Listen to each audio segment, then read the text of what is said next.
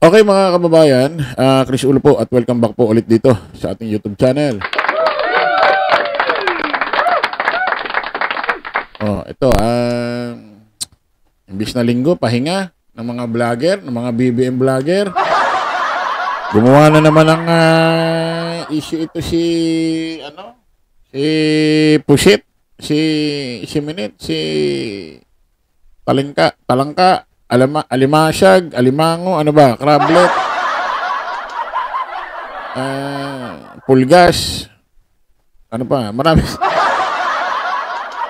Surot, Garapata. Daming bansag dito kay dito sa ating Vice President ng Pilipinas.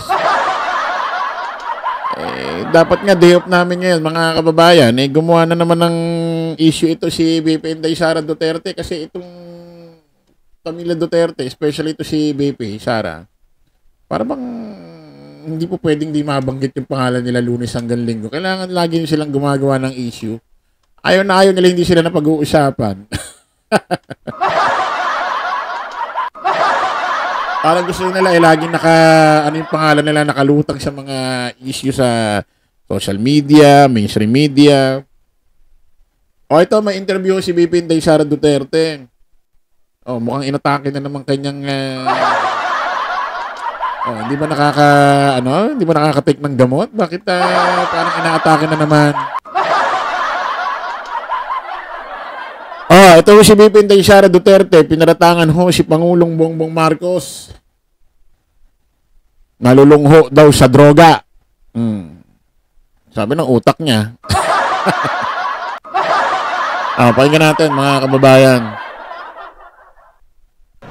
BP, anong masabi mo sa problema ng droga, lalo po lumalala? Opo ma'am, yan ang sinabi ko ma'am. Kapag ang ulo lulong sa droga, lahat ng kamay at paa, lahat yan magdodroga na rin kasi wala na silang respeto sa authority. Yan yung problema natin ngayon. Lahat ng tao, nagkakanya-kanya na ang mga illegal at kriminal.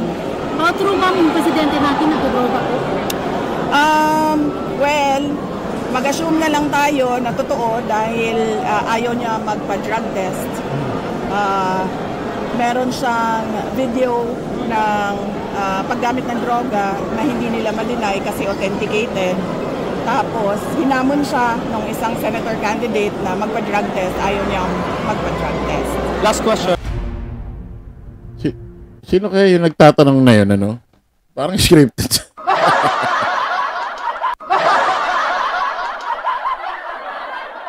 Sino kaya yung nagtanong na yun? Parang, although maraming mikropono na nakatutok sa bunganga ni Sara, parang yung ganong klaseng tanong, parang hindi tanong ng media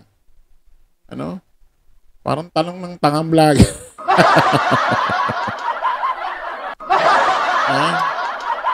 Ito mga kababayan, pinaratangan ni BP Inday Sara Duterte, ito si Pangulong Bongbong Marcos, nalulung sa droga.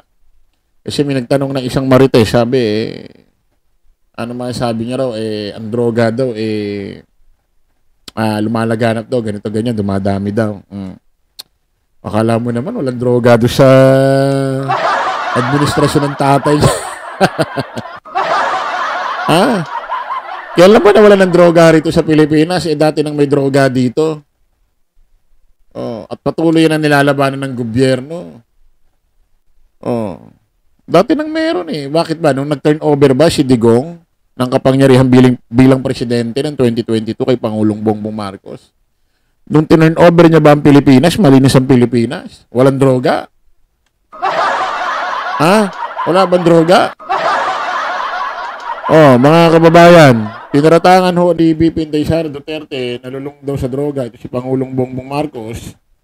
At assume daw na totoo daw talaga na nagdodroga ito si PBBM dahil ayaw raw magpa hair follicle test o ayaw magpa-drug test. Ang problema napakadelikado pag tinanggap ni PBBM itong hamon nitong mga kampong ito na magpa-drug test or magpa-hair follicle test siya. Napakadelikado, mga kababayan. Bakit ko nasabi? Aba, hindi nyo masabi kung saan siya magpa-drug test o magpa-hair follicle test. Eh, may kumausap or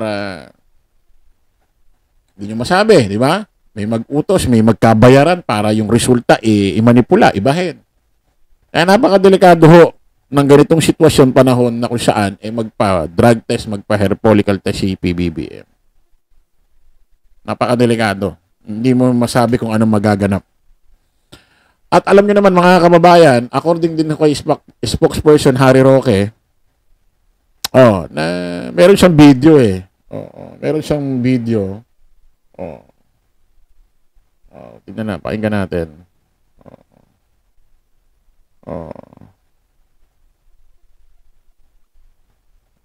Pakinggan natin to. May panawagan po kasi si Senator Trillanes na kailan daw po kaya magpapadrug test ang mga Dutertes. Hindi ko po alam kung anong dapat na response dyan kay Senator Trillanes, no? Dahil marami naman talaga siyang sinasabi na hindi ko na nga lang pinapansin o hindi na pinapansin ng palasyo. No? Pero ngayon po, hindi ko po alam kung anong sasabihin sa kanya other than ang presidente po ay halal ng bayan. Kung gusto pong magpa-drug test si presidente, gagawin niya, pero hindi po para utusan siya ng kahit sino.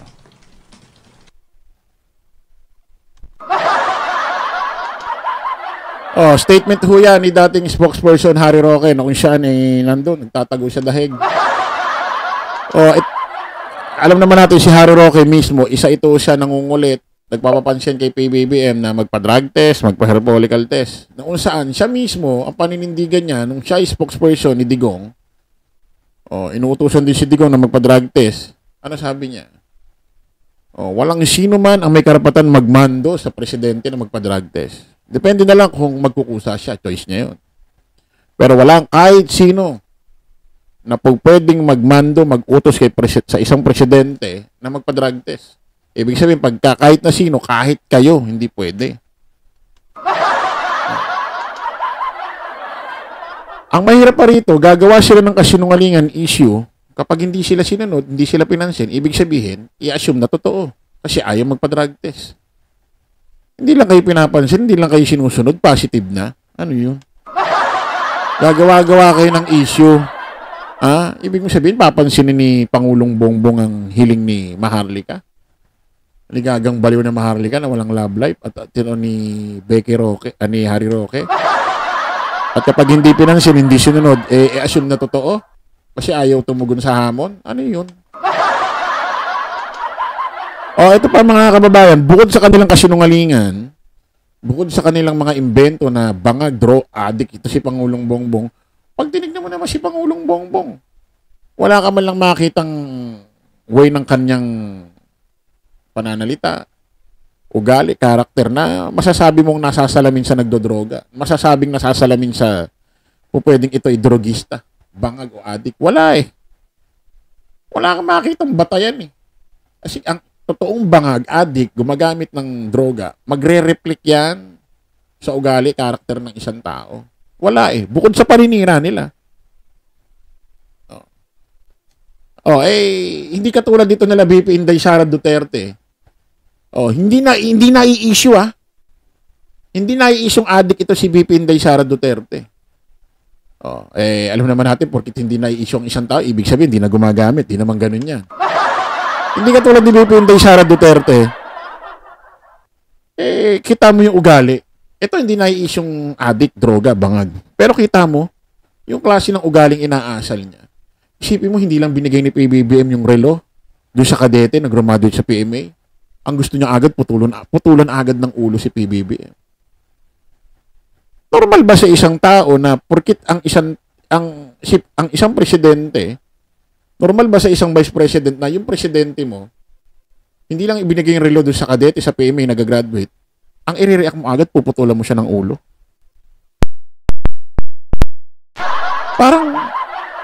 Parang sobra-sobrang reaksyon naman yun. Parang sobra-sobra namang... Tapos kung makapagmura sa camera, ganun-ganun na lang. Minura niya si PBBM, Elisa Marcos, Speaker Martin Romualdez. Papapatay niya raw, no joke. Tapos, sabi niya pa, kay Amy Marcos, huhukayin niya raw yung bangkay ni Ferdinand Marcos Sr. tatapon sa West Philippines. Oh, tapos puputulan niya raw ng ulo si PBBM, gumaganyan pa ng senyas. Ganun pa.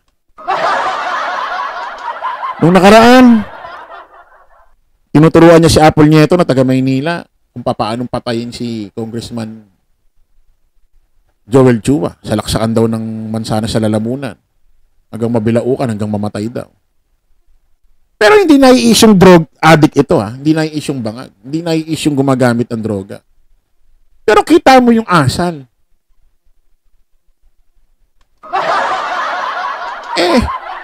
Mas nakikitaan pa ito si BP Inday Sara Duterte ng ugaling kakaiba kaysa kay PBBM Dapat nga ito ang magpa-drug test, magpa-hair follicle test Kasi kakaiba ng mga galawan at mga sinasabi.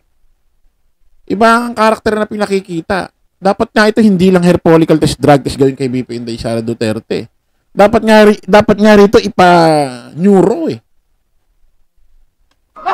ipa-check sa psychiatrist Di ba?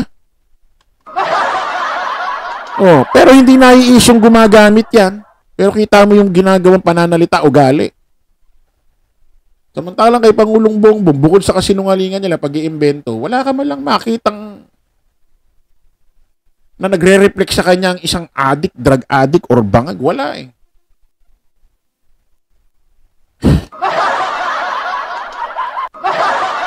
Oh, kayo na humusga, mga kababayan. Kita-kita ulit tayo sa panibagong live, panibagong vlog, ha? Paalam po pa samantalangin yung lingkod, Dos Chris Ulo. Lagi natin tatantanan doon, follow the majority, follow the right way. Maraming salamat. Kita-kits po tayo ulit. Bye-bye.